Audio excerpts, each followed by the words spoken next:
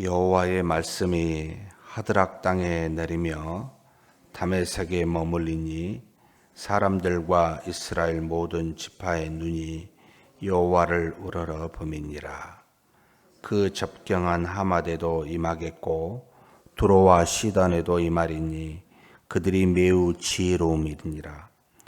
두로는 자기를 위하여 요새를 건축하며 은을 티끌같이 금을 거리 진흙같이 쌓았도다. 주께서 그를 정복하시며 그의 권세를 바다에 쳐 넣으시리니 그가 불에 삼켜질지라. 이스글론이 보고 무서워하며 가사도 심히 아파할 것이며 에그로는 그 소망의 수치가 되므로 역시 그러하리라. 가사에는 임금이 끊어질 것이며 이스글론에는 주민이 없을 것이며 아스돗에는 잡족이 거주하리라. 내가 블레셋 사람의 교만을 끊고 그의 입에서 그의 피를 그의 입 사이에서 그 가증한 것을 제거하리니 그들도 남아서 우리 하나님께로 돌아와서 유다의 한 지도자같이 되겠고 에그로는 여부스 사람같이 되리라. 내가 내 집을 둘러 진을 쳐서 적군을 막아 거기 왕래하지 못하게 할 것이라. 포악한 자가 다시는 그 지경으로 지나가지 못하리니 이는 내가 눈으로 친히 봄이니라. 시온에 따라 크게 기뻐할지어다. 예루살렘에 따라 즐거이 부를지어다.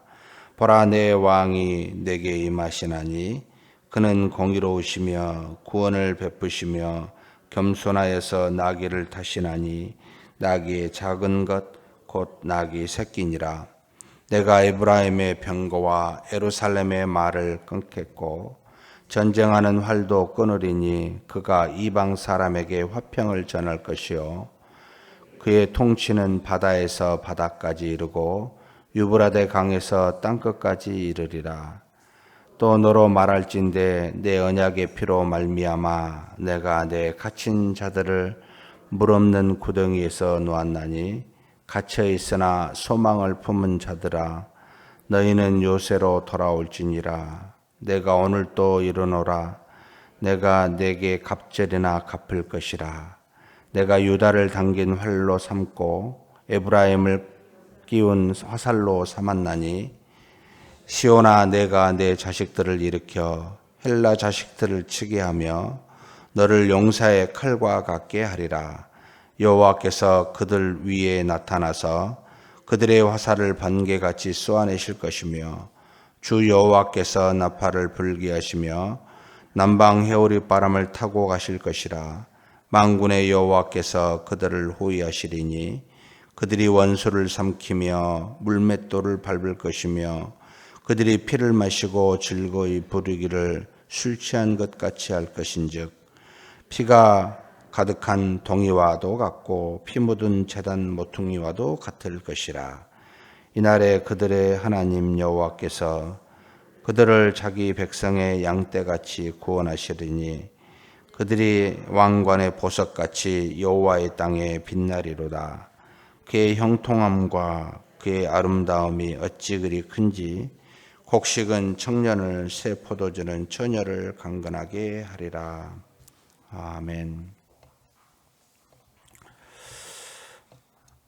스가랴 8장에 하나님의 백성들이 하나님께 금식에 관한 내용들을 교훈하시고 난 다음에 9장에 두 가지로 말씀하고 있습니다. 하나는 이스라엘 주변의 나라에 대한 하나님의 심판을 이야기하고 있고, 그리고 이제 구원을 베풀 8절부터는 구원받은 백성들에 대한 하나님의 은혜가 무엇인지 예수 그리스도에 대한 예언과 함께 동시에 이야기하고 있습니다.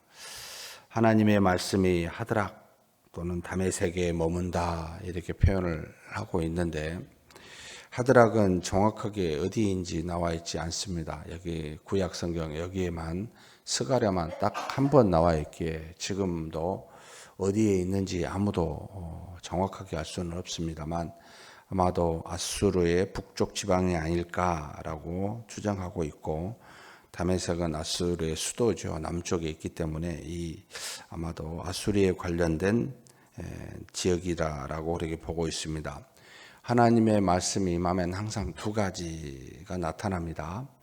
하나님의 백성, 하나님의 말씀을 순종하는 자에게는 복이로 오게 되고, 하나님을 믿지 않는 이방인에게는 이게 화로 옵니다. 같은 하나님의 말씀인데 말씀이 받는 사람이 누구냐에 따라 한쪽에는 복이 오고 한쪽에는 화가 온다는 겁니다. 하나님의 말씀이 이방 땅에 임하게 되면 그 말씀은 그들이 지은 죄로 말미암아 심판으로 다가오게 되어 있다라는 것을 지금 가르쳐 보여주고 있습니다. 그래서 지금 아수르, 그 밑에 접경한 하마, 그 밑에 있는, 그러니까 지금 이스라엘 택한 백성의 북쪽과 지금 서쪽 편을 말하고 있는데, 북쪽의 아수르 쪽에 임하고 그 접경 하맛과 하맛 밑에 있는 이스라엘의 서쪽 지방입니다. 지중해에 가까운 지역, 바로 블레셋 지역, 두로와 시돈 지방에 하나님의 말씀이 임하게 된다라고 가르칩니다. 1절은 그냥 아수르는 간단하게 말하고, 그리고 3절부터 6절에 7절에 이르기까지는 이제 블레셋에서는 상당히 자세하게 그 하나님의 말씀이 임하여 그들을 치고 있는 내용을 나타내고 있습니다. 지금 여기 읽어보면은 참 6절, 7절에 보면 아스돈에는 지금 여기 블레셋 안에 이스글론, 가사, 에그론, 이렇게 아스돗 4개의 주요 도시가 있습니다.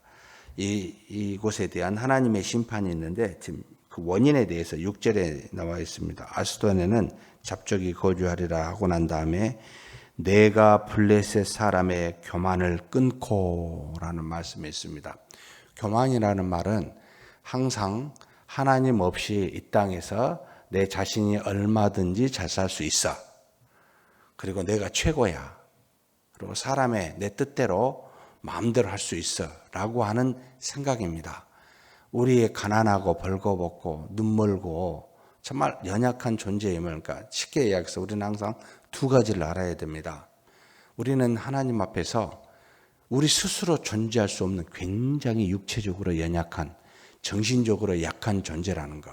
언제든지 훅 불어버리면 먼지와 같이 날아갈 수밖에 없는 존재. 저와 여러분이 하나님이 만드신 피조물에 있는 어떤 음식을 제공받지 못하면 오래 못 삽니다. 정말 이와 같이 연약한 육신을 갖고 있음을 알고 있는 상태, 이게 겸손입니다. 한 가지 더는 우리는 절대로 의롭지 않습니다. 우리는 죄인이라는 것, 죄악됐다는 것. 그래서 약하고 악하다는 이 두 가지 사실을 알고 있는 것을 우리는 겸손한 상태, 이걸 잊어버리고 있는 것을 교만한 상태라고 말합니다. 이 블레셋이 요새를 지었어요. 우리는 강하다는 거예요. 그리고 은과 금이 얼마나 많았는지 진흙처럼 여길 정도로 엄청 쌌어요. 불을 싼 겁니다. 그것으로 말미암아 그들이 부유하다고 강하다고 스스로 교만해지게 되면 반드시 하나님을 찾지 않습니다. 그래서 칼빈은 하나님 앞에 기도할 수 있는 자, 기도하는 자의 첫 번째 자세는 우리 자신을 알아야 돼요. 우리 신념을 버리라 그럽니다. 신념이라는 건 뭐냐면 내가 이 땅에서 뭔가 할 수 있다고 쌓는 생각을 말합니다. 이것을 버리지 아니하면 하나님께 기도가 안 됩니다. 그러니까 뭔가 갖고 있다고 생각하면, 교만하면 절대 하나님을 찾지 않게 되어 있습니다. 왜냐하면 내가 다 할 수 있는데 무엇이 부족해서 신을 찾겠습니까?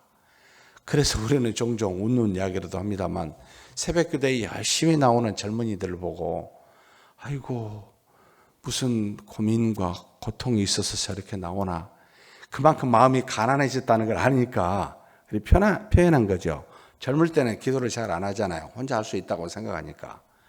그런데 하나님 앞에서 겸손한 자, 다른 말로 말하면 지혜로운 자는 남녀노소 상관없이 하나님 앞에 나와 우리의 상태를 아니까 기도하게 돼 있습니다. 하나님이 없이는 단 하루도 믿음으로 의롭게 살 수 있다는 수가 없음을 압니다. 정말 얼마나 악한지 모릅니다.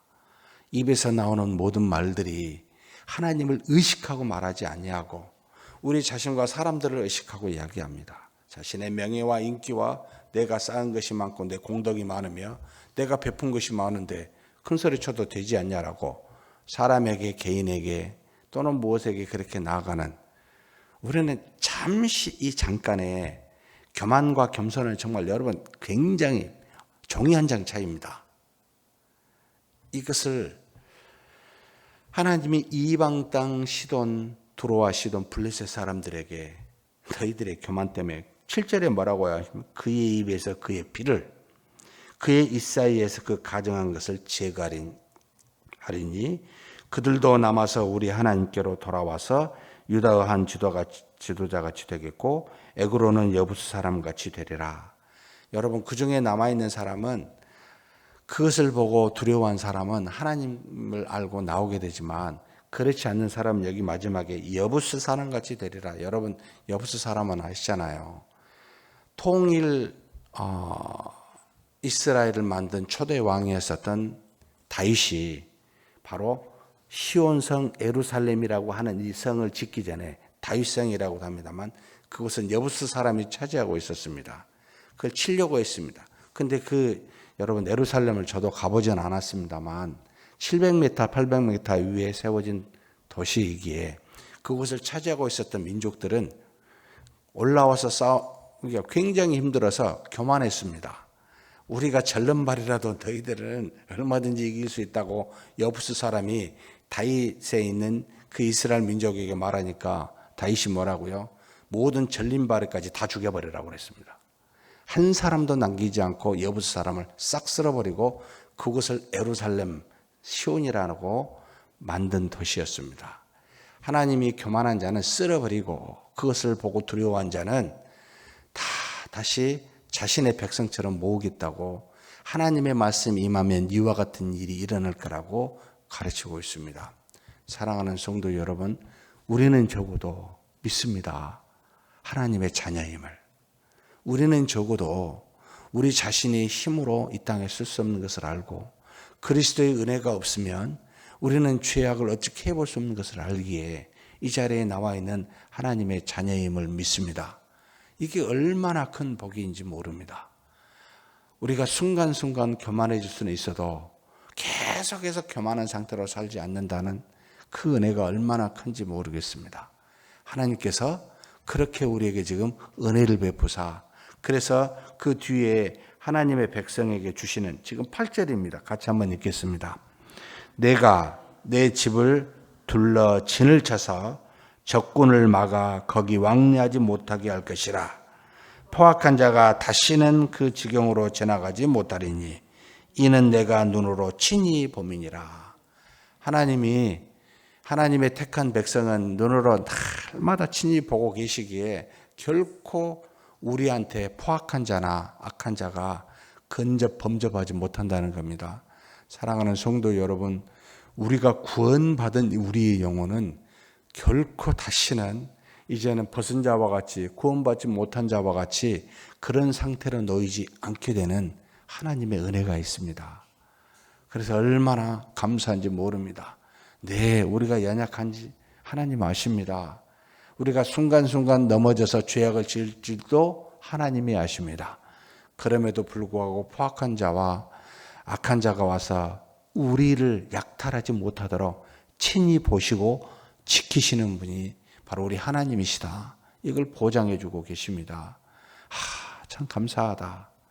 이걸 보고 하나님께 우리는 감사하며 평강을 누릴 수 있어야 되지 않겠습니까?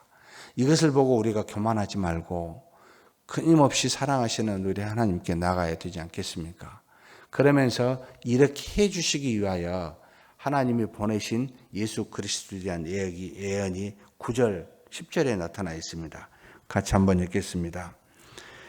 시온에 따라 크게 기뻐할지어다. 예루살렘에 따라 즐거이 부를지어다. 보라, 내 왕이 내게 임하시나니 그는 공의로우시며 구원을 베푸시며 겸손하여서 나귀를 타시나니 나귀는 작은 것 곧 나귀 새끼니라.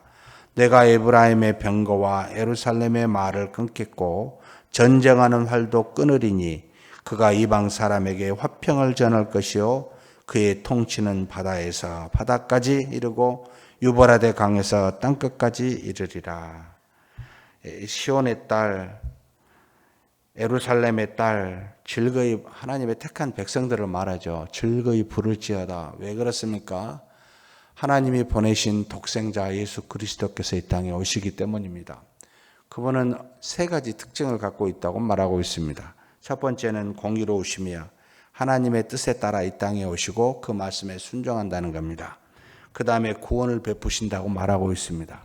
우리의 죄를 친히 감당하사 죄악된 우리를 이제는 하나님으로부터 벌을, 징계를 받지, 심판을 받지 않도록 구원하시는 은혜가 있다는 겁니다. 또 뭐요? 겸손하다는 겁니다. 우리의 마음의 상태를 너무나 하나님이시면서도 불구하고 우리와 같이 되셔서 우리를 긍휼히 여기실 수 있는 마음, 이 겸손함을 갖고 이 땅에 나귀 새끼를 입상하셨을 때 말이 아니라 나귀 새끼를 타듯이 그와 같은 모습으로 오셨다는 겁니다. 그러면서 우리에게 더 이상 활과 화살 끊어버리게 없애버려 우리가 더 이상 전쟁할 일이 없게 된다는 겁니다. 왜요? 모든 것은 이제 하나님이 하시나니 하나님의 아들 예수 그리스도께서 모든 이 땅의 영적 전쟁을 감당하시니 너희들은 더 이상 그게 없고 평안을 누리게끔 해주시겠다라고 약속하고 있습니다. 사랑하는 성도 여러분, 우리가 굳이 나가서 더 이상 싸울 일이 없습니다. 우리는 주 예수 그리스도를 믿는 것이 우리 일입니다. 싸우는 일이 아니고. 그러면 우리가 믿는 주 예수께서 모든 전쟁에서 예전에나 지금이나 앞으로나 싸워 이기시게 하는 그런 은혜를 우리에게 주실 겁니다. 사랑하는 성도 여러분, 그래서 우리가 경계해야 될 것은 우리 자신이 하나님 앞에서 교만하지 않는가, 내 믿음의 형제들이 이 교만으로 넘어지지는 않는가 돌아보고 예수님께 여러분 기도하십시다. 도와주십시오. 나를 더 이상 교만하지 않게 해주시고 내 사랑하는 믿음의 형제들이 이 땅에서 교만한 모습으로 서지 않게 해주십시오. 하나님이 그 교만을 돌이키시기 위해서 과거에는 멸망의 칼로 이방 사람들을 멸하셨지만 택한 백성들은 돌이키게 하는 회초리로 회개케 하시는 은혜가 있을 겁니다. 그렇게 겸손하게 주님만 믿고 우리 하나님의 영광을 드러내며 사는 저와 여러분이 되시길 주의 이름으로 축복합니다. 전능하신 하나님 아버지 감사합니다. 하나님의 말씀이 임하면 반드시 택한 자에게는 복으로, 그렇지 않는 자에게는 화로 온다는 것을 보게 됩니다. 그러나 이 땅에 하나님의 심판을 보고 두려워하는 남은 자들은 하나님께서 구원하신 줄 믿사오니, 하나님께서 결국 그들도 택하여 하나님의 자녀 되게 하신 줄 믿사오니, 그런 사람 중에 우리가 포함된 줄 믿사오니 하나님 감사드립니다. 이제는 우리가 주 예수 그리스도로 말미암아 친히 살펴보시는 주님의 여호와 하나님의 눈으로 말미암아 이제는 우리 가운데 그 어떠한 하나님 대적도 포악한 자도 우리를 감당할 수 없는 하나님의 보호하심이 있는 줄 믿사오니 하나님 감사드립니다. 다만 하나님께 간구한 것을 하나님 아버지 우리가 벗은 자와 같이 교만하지 않게 하여 주옵소서. 하나님 앞에서 항상 우리의 상태를 알고 우리가 정말 하나님의 은혜가 없이는 살 수 없고 우리 주 예수 그리스도의 은혜가 없이는 구원받을 수 없음을 알고 공의로우시며 구원을 베푸시며 겸손하신 주님만 믿고 그분만 의지하며 모든 것을 그분께 아뢰고 그분께 모든 것을 의탁하여 하나님 그런 믿음으로 오늘 하루도 살아가게 하여 주시옵소서. 또한 우리뿐만 아니라 우리 사랑하는 믿음의 형제 자매들도 교만하여 넘어지지 않도록 하나님 붙들어 주시길 소망합니다. 오직 그리스도만을 믿고 하나님이 모든 대적을 우리를 대신하여 물리치심을 알고 그 믿음으로 주님의 뒤를 따라가고 걸어가는 오직 주님만 바라보며 사는 우리 모두가 되게 하여 주시옵소서. 우리 주님 예수님의 이름으로 기도하옵나이다. 아멘.